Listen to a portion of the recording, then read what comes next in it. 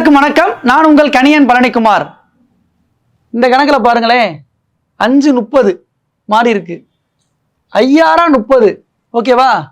அப்ப 8 என்னது? 48. இங்க ஆப்ஷன்ல இருக்கா 48? இல்ல. அப்ப அது ராங். அடுத்து பாருங்க, 5க்கும் 30க்கும் ஒரு தொடர்பு இருக்கு. வேற என்ன பண்ணலாம்? ஸ்கொயர்ட் பண்ணலாம்ல. 5 ஸ்கொயர்டு பண்ணீங்கன்னா 25 பிளஸ் 5 போட்டா 30 வந்துருதா? அப்ப இதை நம்ம எடுத்துக்கிறோம். அடுத்து இதே மாதிரி 8 ஸ்கொயர்டு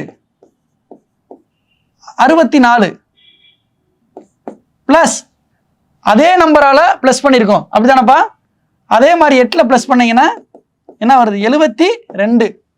ஆப்ஷன்ல இருக்கா? இல்ல. அப்ப இதுவும் ராங். இதுல இன்னொரு சூட்சம் இருக்கு பாருங்க. 8 ஸ்கொயர்டு 64 பிளஸ் அந்த 5ஆல கூட்டினீங்கன்னா 69 வந்துருது. அப்ப 64 பிளஸ் 5 இங்கே என்னது? 5 ஸ்கொயர்டு பிளஸ் 5, 8 ஸ்கொயர்டு பிளஸ் 5 போட்டீங்கன்னா 69.